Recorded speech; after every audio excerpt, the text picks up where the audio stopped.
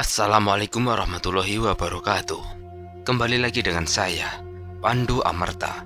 Kali ini saya akan membawakan cerita yang berjudul Desa Tandur Tulang. Cerita ini ditulis oleh Pandu Amerta. Gimana keseruan cerita ini?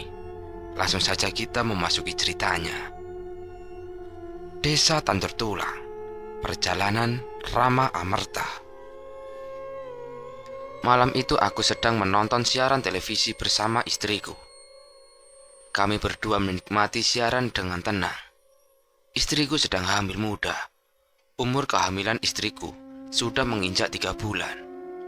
Tak terasa suara hujan terdengar di telingaku. Cukup deras hujan itu.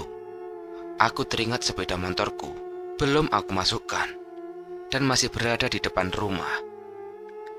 "Mas, sepedanya cepat dimasukkan," ucap istriku mengingatkan. "Iya, Dek," jawabku singkat. Aku segera berlari keluar rumah. Saat aku melihat, hujannya benar-benar sangat deras sekali. Aku keluar sebentar saja, sudah basah kuyup bajuku. Sepeda motorku sudah aku masukkan. Dan saat aku mau menutup pintu rumah, tetapi aku melihat siluet orang berjalan.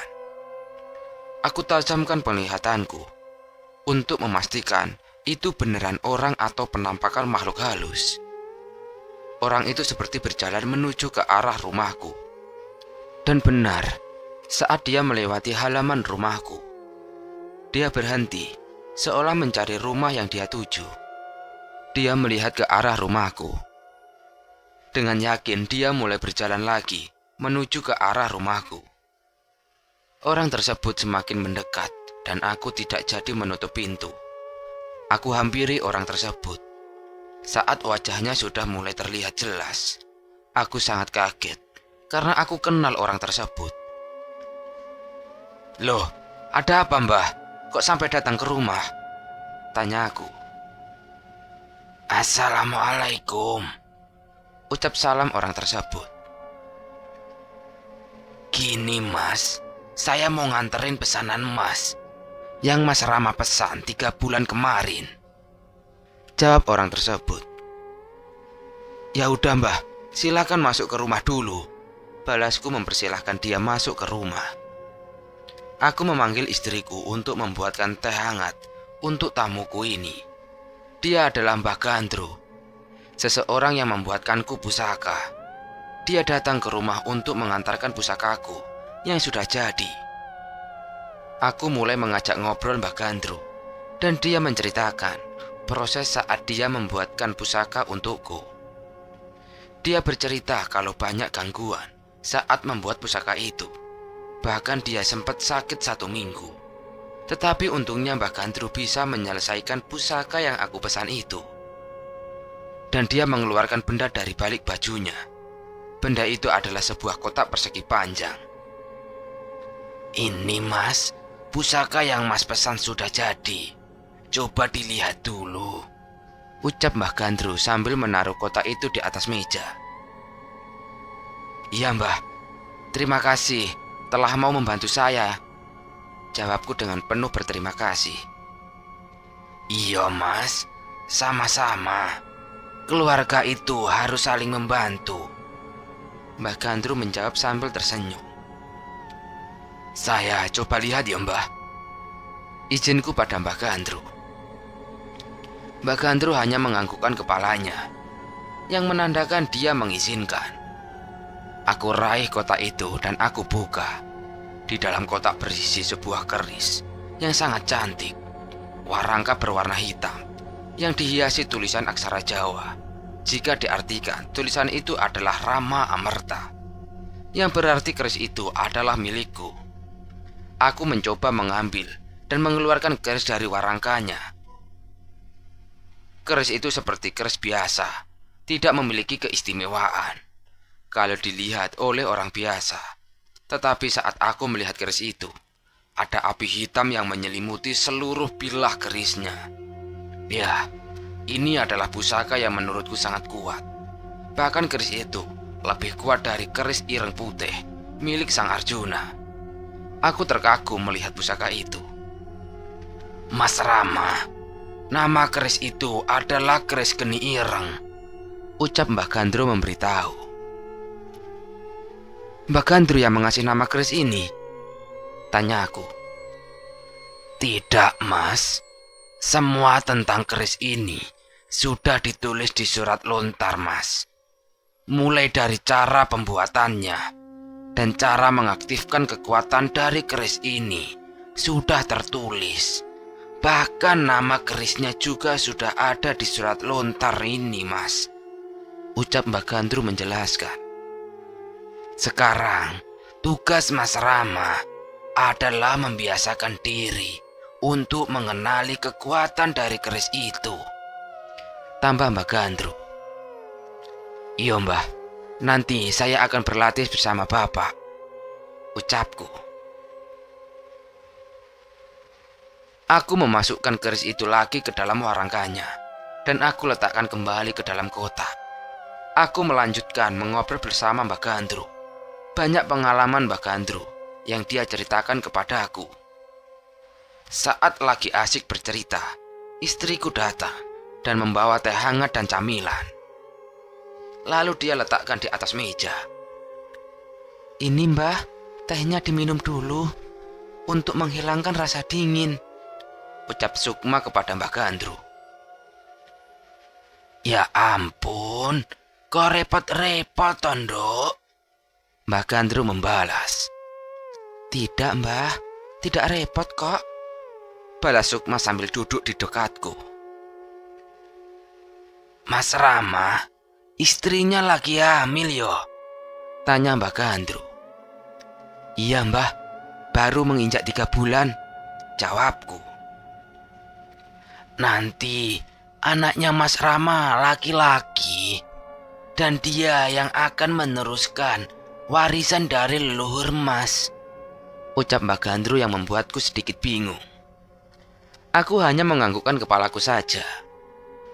Karena dokter saja belum bisa melihat jenis kelamin janin yang dikandung oleh Sukma. Cukup lama Mbah Gandru berada di rumahku, dan dia pamit untuk pulang.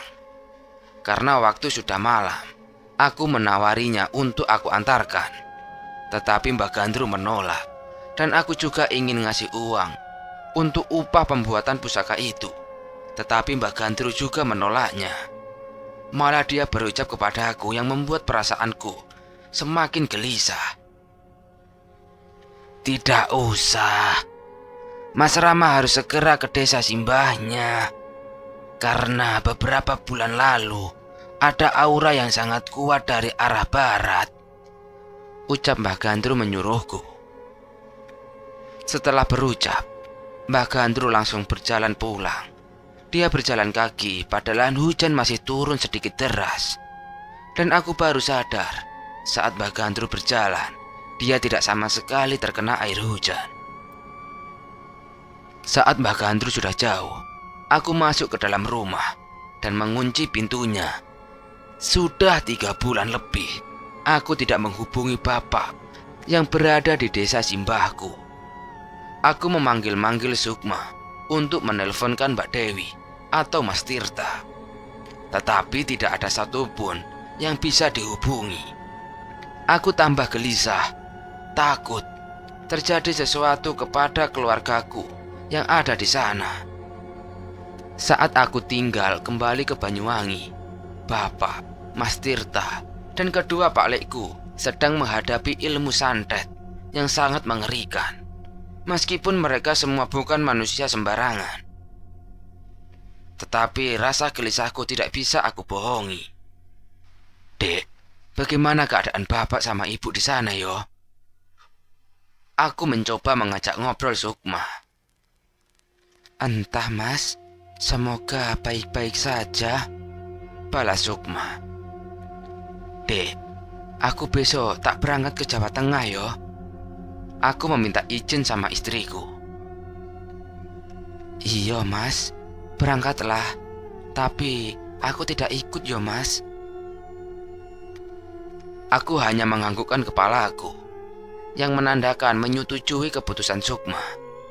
Karena aku sendiri juga memikirkan keselamatan Sukma. Apalagi dia sekarang sedang mengandung. Malam itu aku langsung bersiap-siap dan dibantu oleh Sukma. "Dek, saat Mas pergi, kamu pegang ini yo, untuk jogo-jogo," ucapku sambil menyerahkan belati yang diberikan Mbak Gandru kemarin. "Iya Mas." Setelah bersiap-siap, aku dan Sukma langsung istirahat. Sebelum tertidur, aku dan Sukma selalu mengobrol, meskipun yang kita bahas tidak jelas. "Dek, besok kalau anak kita laki-laki, kita kasih nama siapa?" tanyaku iseng pada Sukma.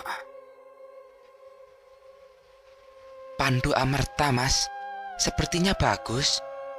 Jadi tidak menghilangkan nama dari leluhur Mas," jawab Sukma. Mendengar kata nama itu, bulu kuduku berdiri, badanku merinding. Entah ada apa dengan nama itu, tetapi menurutku cukup bagus juga nama itu. Kami berdua cukup lama mengobrol, dan sampai ketika kami berdua tertidur. Suara ayam berkokok membangunkanku.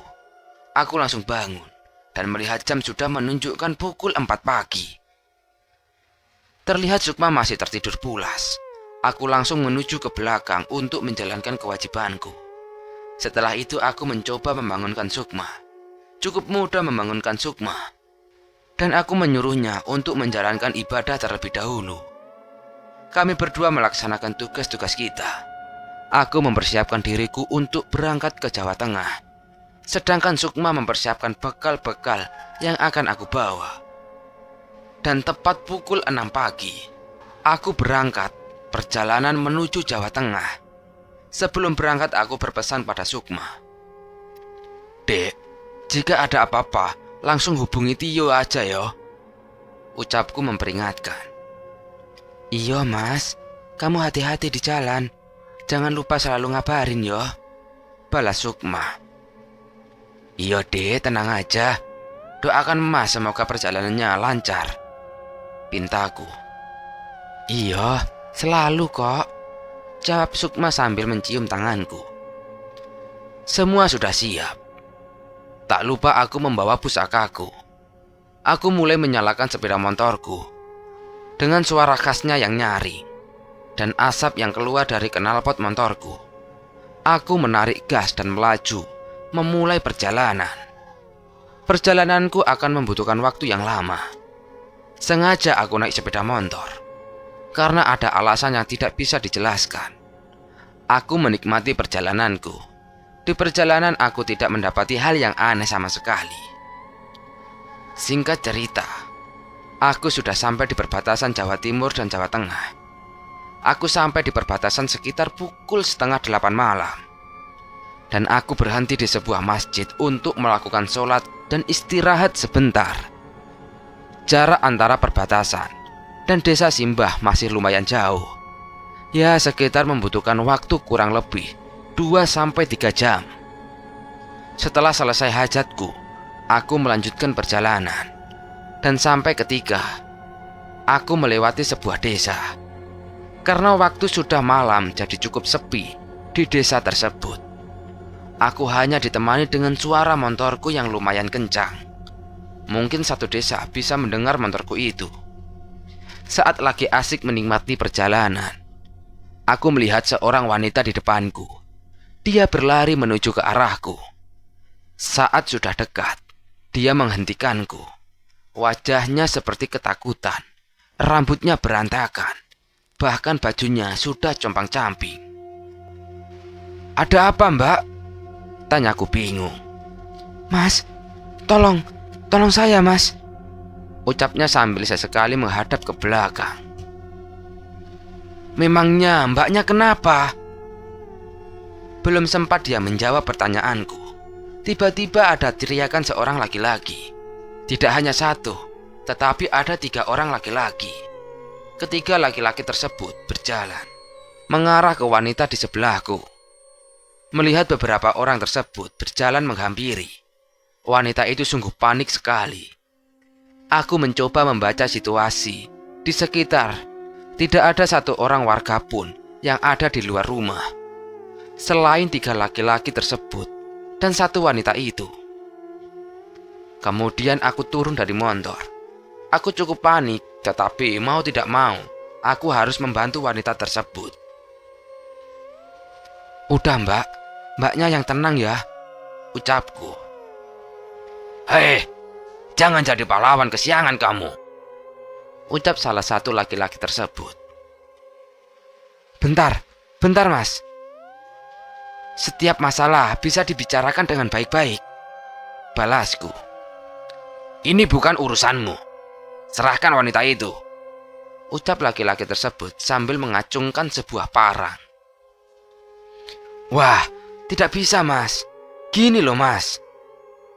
Belum sempat aku menyelesaikan ucapanku, tapi laki-laki itu langsung mencoba menyerangku. Dengan terpaksa aku meladeni serangan itu, tetapi aku hanya menghindari dan menangkis beberapa pukulannya. Karena kelihatannya laki-laki itu tidak memiliki keahlian di bidang bela diri. Aku cukup mudah untuk menumbangkannya. "Kurang ajar, berani-beraninya kau menjatuhkanku. Serang dia," ucapnya sambil menyuruh kedua temannya tersebut. Bentar, aku mencoba menghentikannya. Karena kedua orang itu membawa senjata, aku mencoba mengambil senjataku juga. Dan aku mengeluarkan kerisku dari dalam tas. Baru saja dua orang tersebut melihat kerisku, mereka tidak jadi menyerang, tapi malah berbalik arah dan lari, dan meninggalkan laki-laki yang menurutku itu adalah ketuanya. "Gimana mas? Masih mau melawanku?" ucapku sambil menghampirinya. Tidak ada jawaban, dan hanya menunduk. "Ya sudah, silakan pergi mas. Tapi jangan sesekali kamu melakukan hal yang sama yo mas. Jika tidak, aku akan mencari masnya," ucapku mencoba menggertak. Dia tidak menjawabku, tapi langsung lari seperti ketakutan. Cukup bingung aku melihatnya. Setelah dia pergi, aku mencoba menghampiri wanita yang berada di belakangku. "Astagfirullah," ucapku istighfar. "Ada apa mas?" tanya wanita tersebut. Diam aja mbak, jangan bergerak," perintahku. Cukup kaget aku melihat sosok itu. Tanpa wanita itu sadari, ada sosok pocong yang berwarna merah darah di belakangnya. Aku menyuruhnya diam, karena pocong tersebut tepat berada di belakangnya. Aku mencoba membaca beberapa ayat suci untuk mengusir pocong tersebut. Tetapi pocong itu tidak bergeming sama sekali. Seolah meledekku, pocong itu menggoyangkan kepalanya ke kanan dan ke kiri. Wanita tersebut merasa ada yang aneh di belakangnya. Dia menoleh ke belakang dengan pelan. "Mbak, jangan menoleh ke belakang." Aku mencoba mencegahnya, tapi wanita tersebut tidak mendengarkan perkataanku. Dan saat dia sudah menoleh, mukanya tepat sejajar dengan muka pocong tersebut. Wanita tersebut langsung diam dan terbujur kaku. Tak lama dia langsung terjatuh pingsan. Sudah kubilang untuk diam, kan jadinya tambah repot ini, gerutuku sendiri. "Hei, pocong, apa maumu?" tanyaku pada sosok pocong tersebut. Tidak ada kata yang dia ucapkan. "Jika tidak pergi, kau akan menanggung akibatnya," gertakku. Pocong itu tidak merespon perkataanku. Karena aku sedang memegang kerisku, aku langsung mencabut kerisku dari warangkanya. Tetapi sebelum kerisku keluar sepenuhnya, pocong itu langsung menghilang. Sekarang masalahnya siapa wanita ini? Ucapku dalam batin. Sekitar 15 menitan, aku menunggu wanita tersebut sadar dari pingsannya. Dan untungnya ada seorang warga yang lewat. Warga tersebut adalah seorang bapak-bapak yang sudah cukup berumur. "Ada apa mas? Apa motornya mogok?" tanya bapak tersebut.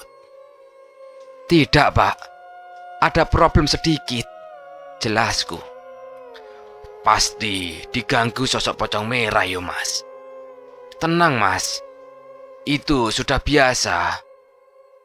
Sudah banyak orang yang diganggu samanya, ucap bapak tersebut menjelaskan. Loh, ini kan anaknya Pak Mahmud, lanjut bapak tersebut. Bapak kenal dengan wanita ini? Tanyaku. Kenal Mas, ini tetangga saya. Warga tersebut langsung menelpon orang tuanya untuk mengabari jika anaknya telah pingsan di jalan. Warga itu meminta penjelasan kepadaku. Dan dengan rasa lega, aku menjelaskan semuanya apa yang telah terjadi. Tak lama orang tua wanita tersebut datang dan berterima kasih kepadaku.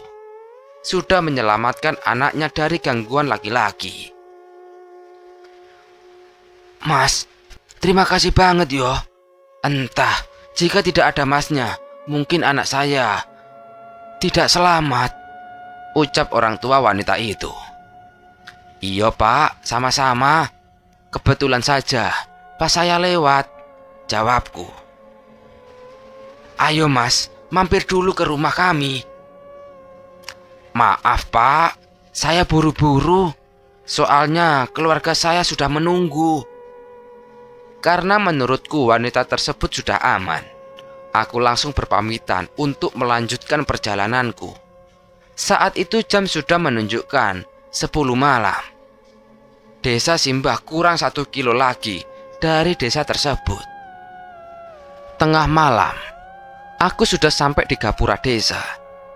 Gapura tersebut tertulis Desa Tandur Tulang. Aku sempat berhenti sebentar di depan gapura tersebut dan aku mulai memasukinya. Cukup terasa aneh saat memasuki desa. Tidak seperti biasanya. Baru 100 meter aku berjalan, tiba-tiba terdengar suara petir yang sangat keras sekali. Astagfirullah, ucapku. Tak lama dari suara petir tersebut, diikuti burung-burung gagak yang berterbangan menuju keluar desa. Aku berhenti dan mengamati burung-burung itu. Di desa Simbahku ini, suasananya cukup berubah. Terasa seperti ada yang tidak beres. Aku kembali berjalan untuk menuju rumah Pak Lek Rojak. Di desa ini, rumah-rumah masih jarang. Jika dihitung keseluruhan, mungkin hanya ada sekitar 100 rumah saja. Singkat cerita, rumah Pak Lek Rojak sudah kelihatan di mataku. Aku melihat ada seorang laki-laki yang sedang duduk di teras rumah. Aku mengenali laki-laki tersebut. Benar, itu adalah bapakku.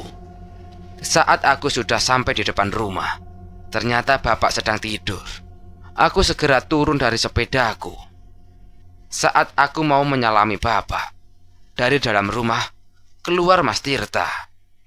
Rama, jangan ganggu bapak, ucap Mas Tirta. Mas, kenapa dengan bapak Mas? Tanyaku sambil berjalan dan menyalami Mas Tirta. Sudah, kamu masuk dulu, nanti Mas jelaskan, ajak Mas Tirta masuk. Aku melepas jaketku dan langsung masuk ke dalam rumah. Rumah itu terlihat sangat sepi. Aku berpikir semua orang sedang tidur. Mas Tirta masuk ke dalam kamar dan keluar bersama Mbak Dewi dan ibu. Saat melihatku, ibu langsung memelukku dan menangis. Aku cukup bingung ada apa ini. Aku mencoba menenangkan ibu. Dan saat ibu sudah tenang, aku mencoba membuka obrolan dengan Mas Tirta. Ada apa Mas? Coba jelaskan padaku, tanyaku pada Mas Tirta. Gini Ram, saat kamu dan Sukma pulang, Pak Lek Abi dan Pak Lek Dewa mencoba menyelidiki tentang ilmu santet itu Ram. Dan mereka berhasil menemukan biang dari semuanya. Dan malam itu juga, seseorang yang menjadi dalang dari ilmu santet itu datang. Akhirnya mau tidak mau, Bapak dan Pak Lek melawannya. Hingga akhirnya Pak Lek Abi dan Pak Lek Dewa menjadi korban. Bahkan tidak hanya itu, Bule AC dan balik rojak juga tidak tertolong. Jelas Mas Tirta. Siapa Mas? Siapa dalang dari ilmu sandat itu? Ucapku dengan penuh emosi. Tenangkan dirimu, Le. Sahut ibu mencoba menenangkanku. Akhirnya Mas Tirta menjelaskan semuanya. Dan ternyata yang diincar sekarang tidak hanya keluarga Amerta saja, tetapi seluruh desa ini sudah diincar. Dan bapak di depan teras tidak tidur sebenarnya, tapi bapak sedang melakukan raga sukma untuk menjaga desa ini. Kata Mas Tirta, sudah ada 2 warga yang menjadi korban. Sehabis menjelaskan, Mas Tirta menyuruhku untuk istirahat terlebih dahulu karena habis perjalanan jauh. Sebelum aku istirahat, aku membuka HP-ku. Ternyata banyak sekali panggilan masuk dari Sukma. Dan ada pesan yang dia tinggalkan. Mas, apa sudah nyampe? Pesan dari Sukma. Dan aku segera menelponnya, supaya Sukma tidak khawatir. Tetapi tidak ada jawaban. Mungkin Sukma sudah tidur. Karena waktu sudah tengah malam. Akhirnya aku meninggalkan pesan jika aku sudah nyampe. Setelah itu, aku segera istirahat. Tidak di kamar, melainkan aku istirahat di teras rumah. Aku duduk di dekat tubuh bapak. Aku mencoba untuk memejamkan mata, tetapi aku tidak bisa tidur. Dan aku memutuskan untuk keliling desa. Hingga aku melewati sebuah rumah, yang menurutku rumah itu sudah cukup tua. Tetapi di depan rumah itu, banyak anak muda seumuranku yang masih terjaga. Aku berinisiatif menghampiri mereka. Mas, permisi, boleh gabung? Ucapku meminta izin. Oh, boleh mas, monggo, jawab salah satu pemuda tersebut. Masnya dari mana? Kok jam segini masih jalan-jalan? Tanya pemuda tersebut lagi. Oh, saya dari rumahnya Pak Lik saya. Soalnya nggak bisa tidur, jadi mencoba jalan-jalan. Hitung-hitung ronda mas, jawabku. Rumah Pak Liknya juga di desa ini mas? Tanya pemuda itu lagi. Iya mas, namanya Pak Lik Rojak, jawabku. Saat mendengar nama Pak Lik Rojak, semua orang yang ada di situ langsung menoleh ke arahku, seolah mereka kaget dengan nama yang aku sebutkan. Berarti masnya ini cucu dari Mbah Sarto yo? Iya mas, betul, saya cucu dari Mbah Sarto, jawabku. Entah kenapa mereka semua langsung menyalamiku. Dan sikap mereka sedikit berubah. Ada satu pemuda yang tiba-tiba berdiri dan dia menghampiriku. Dia mengucapkan terima kasih. Entah apa maksudnya. Aku sedikit bingung dengan ucapan terima kasih itu. Mas, kami pemuda di desa ini sangat-sangat berterima kasih kepada keluarga Mbah Sarto, ucapnya kepadaku. Iyo mas, sama-sama. Tapi apa yang sudah diperbuat? Sampai-sampai kalian semua berterima kasih kepada keluarga kami, tanyaku meminta penjelasan. Dan pemuda tersebut menjelaskan apa yang sudah dilakukan oleh keluarga kami. Ya, selama 3 bulan ini, setelah tragedi perang gaib, desa Tandur Tulang seringkali banyak serangan-serangan gaib yang dimana menyerang para warga. Yang biasanya para warga, jika ada gangguan-gangguan gaib, mereka akan meminta tolong pada Mbah Sarto. Tetapi karena Mbah Sarto sudah tidak ada, akhirnya mereka bingung untuk meminta bantuan sama siapa. Dan para warga melihat bapakku yang belum pulang. Jadi mereka mencoba meminta bantuan sama bapak. Dan bapak menyanggupinya. Dan dari situ, setiap setelah matahari terbenam, bapak selalu menjaga desa dengan melakukan raga sukma.